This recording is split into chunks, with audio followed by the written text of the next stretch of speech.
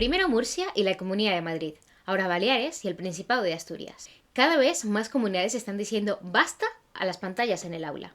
¿Medida necesaria o moda populista? ¿Qué dice realmente la ciencia? Vamos a verlo. Soy Rosalía Bamonde, pedagoga especializada en intervención con familias, y esto es Academia de Parentalidad.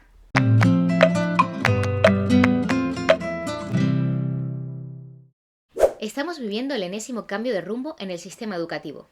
Varios gobiernos autonómicos de distinto signo político están empezando a prohibir o limitar el uso de pantallas en infantil y primaria. En líneas generales, estas medidas eliminan el uso de pantallas individuales en el aula, limitan el tiempo de actividad con pantallas de forma grupal y reducen o suprimen las tareas para casa que impliquen el uso de dispositivos digitales. De esta forma se trata de reducir el tiempo que los alumnos pasan frente a pantallas, al menos por motivos educativos. Por ejemplo, solo en la Comunidad de Madrid, donde las restricciones empezarán a partir del curso que viene, se calcula que más de 2.000 centros educativos se verán afectados. Y claro, aquí la polémica está servida. Por un lado, muchos centros educativos que han invertido miles de euros en digitalización lo ven como un revés financiero. Por otra parte, el profesorado también se queja, y con razón, por falta de estructura y planificación. Van a tener que cambiar sus materiales y metodologías, que ya han adaptado al entorno digital, lo que se traduce en más trabajo para ellos. Por otro lado, desde ciertos sectores políticos y financieros, se argumenta que la medida proviene de una moda antipantallas y la tachan de populista y desproporcionada, señalando que no existe evidencia científica que lo avale y que perjudicará las competencias digitales del alumnado. Como pedagoga me veo en la obligación de mojarme y dar mi opinión. Pero para oírla te voy a pedir que te suscribas ahora mismo, des un like y te esperes hasta el final del vídeo. Porque como en este canal no opinamos a la ligera y nos basamos en evidencia científica, primero tenemos que analizar el problema en profundidad. Antes de hablar de si las pantallas son buenas o malas para la educación, tenemos que entender cómo entraron en el aula. Porque no fue casualidad, ni exactamente una decisión pedagógica. Todo empezó con la pandemia. Cuando en 2020 los centros educativos cerraron sus puertas, las pantallas se convirtieron en la única forma de garantizar la educación. Fue una solución de emergencia, una auténtica suerte, pero también fue el inicio de algo mucho más grande. Porque al volver a las aulas, las pantallas nunca se fueron.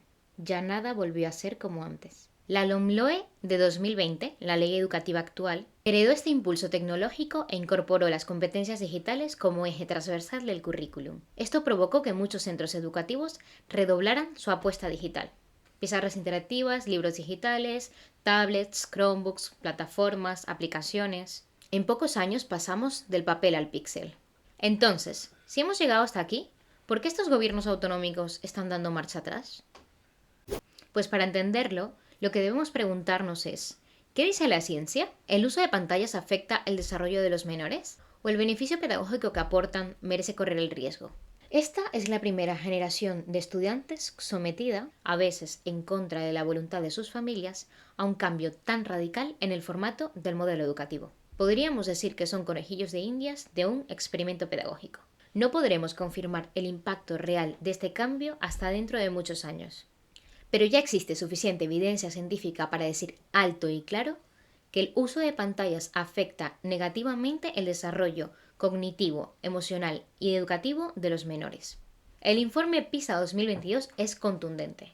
Los alumnos que más utilizan las tecnologías en clases rinden peor en matemáticas. Las comunidades autónomas con mayor digitalización en sus planes educativos como País Vasco, Navarra y Cataluña ya van 27 puntos por debajo del resto, lo que para estudios como el de COTEC y SEAC es equivalente a perder medio curso escolar. Y es que empieza a ser irrebatible que cuanto más pantallas usan, más les cuesta concentrarse. Hay estudios concretos que lo advierten, como el realizado por la Escuela de Educación Marshall de la Universidad de Michigan, con estudiantes universitarios y de secundaria. Pero es que es de sentido común. En un dispositivo interactivo hay infinidad de distracciones que te sacan del foco. ¿Quién se puede concentrar en una tarea si además tiene que buscar en Google? Ahí te puedes perder solo. En otra pestaña tienes un podcast de YouTube de fondo. Y además el WhatsApp abierto. Hasta el propio Microsoft, en sus informes internos, reconoce que el multitasking o multitarea es un mito y que las videollamadas continuas destruyen la capacidad de concentración de los trabajadores adultos. Imagina lo que pasa con los menores que todavía no han alcanzado la madurez cognitiva. No hace falta más que escuchar a los profesores. Se quejan cada vez más de que les cuesta captar la atención de sus alumnos, que están totalmente distraídos y desmotivados. Y las consecuencias en edades tempranas son aún más devastadoras. Muchas investigaciones, como la de la Fundación SM, o de expertos como Salmerón Ruiz demuestran que el abuso digital dificulta el desarrollo del lenguaje oral. Los niños y las niñas, sobre todo al inicio de su vida, aprenden por imitación, relacionándose con sus mayores, con sus iguales y con el entorno. Necesitan hablar con sus profesores y compañeros, si no, se quedan sin vocabulario. Pero es que también necesitan entablar relaciones reales. Jugar, tocar, probar, correr, caerse, salir al mundo. Y esto no lo pueden hacer a través de una pantalla. ¿Y cómo acaba todo esto? Pues lo estamos viendo ya. Problemas socioemocionales serios, que eran impensables en nuestra infancia. Mayor ansiedad, menor empatía, falta de regulación o inteligencia emocional. Estas son carencias reales que van a acompañar a nuestros niños y niñas el resto de su vida adulta. Y es que un menor que solo ha aprendido a socializar y resolver problemas con una pantalla no va a saber hacerlo sin ella. Y lo mismo con cualquier otra habilidad. Si ha aprendido a comer con una pantalla delante, cuando se la quites, no va a saber gestionarlo. Ni ir al baño, ni dormir, ni hacer amigos. No estoy siendo alarmista. Esto es tan grave que la Asociación Española de Pediatría lo considera un problema de salud pública. Que no lo digo yo, que lo dicen los pediatras. Nada de pantallas hasta los 6 años. Y en adelante, como mucho, solo 1 hora al día. Bueno, esto parece bastante evidencia en contra. Veamos ahora los argumentos a favor.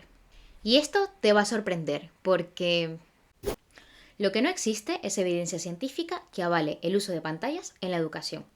No existe evidencia concluyente que demuestre que el aprendizaje significativo mediante el uso de pantallas sea superior al del papel. Entonces, ¿por qué ha habido este afán por digitalizar las aulas? ¿Por qué se han invertido miles de millones de euros y se han sometido a nuestros menores a este experimento sin una evidencia concluyente? Pues existen 3 razones.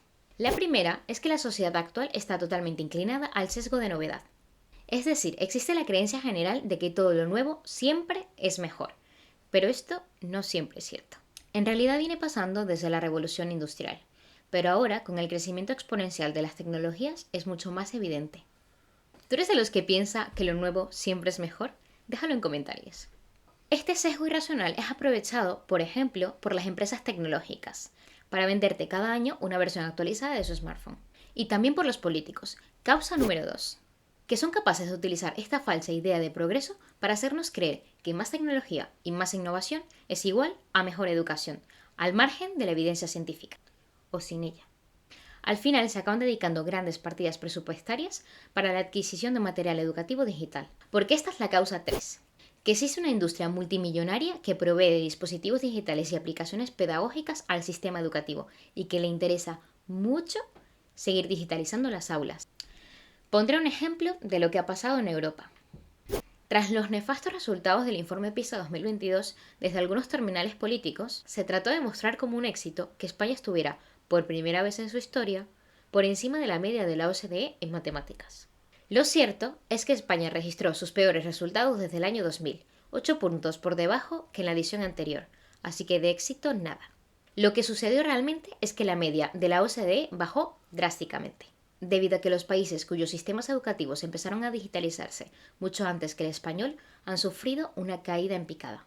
Este fue el caso de Suecia o Dinamarca, que eran países punteros en la prueba PISA, y tras la digitalización de sus sistemas educativos, sus puntuaciones se han desplomado. Pero ya se han dado cuenta del error y ahora están invirtiendo millones de euros para revertir la digitalización de sus aulas y volver al aprendizaje basado en papel. Es decir, que España, a pesar de haber empeorado en sus resultados, no lo hizo tanto como el resto, pero simplemente porque no estaba tan digitalizado como los demás. Por suerte, parece que los gobiernos regionales de distinto signo político, y esto es importante remarcarlo, están tomando ejemplo de lo que está pasando en Europa. Y poco a poco están reaccionando y cambiando el rumbo del paradigma educativo. En Academia Parentalidad tenemos claro que lo más importante es el bienestar de la infancia. Y bajo esta perspectiva, reducir las horas de exposición a pantallas en el aula nos parece una medida muy positiva y necesaria. Es por ello que los padres también ven esta medida con muy buenos ojos, ya que están muy preocupados por el bienestar emocional y el desarrollo integral de sus hijos e hijas. Muchos de ellos son conscientes de cómo el uso de las pantallas están afectando negativamente el desarrollo de los menores, y se sienten desorientados y sin herramientas para acompañarles. Si este es tu caso, te invito a comentar y dejarnos tus dudas e inquietudes. Intentaremos asesorarte lo mejor que podamos. Juntos vamos a transformar estos retos en oportunidades para crecer como familia. Porque es importante entender que el cerebro de los menores no está lo suficientemente desarrollado para gestionar los factores de riesgo del uso responsable de las tecnologías digitales, como te cuento en el siguiente vídeo.